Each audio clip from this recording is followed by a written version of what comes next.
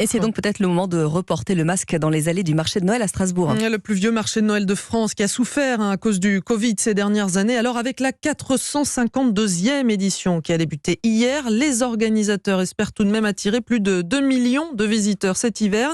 Même si cette fois il va falloir faire avec les restrictions non pas sanitaires mais énergétiques. Reportage de la correspondante d'Europe 1, Tatiana Geselman.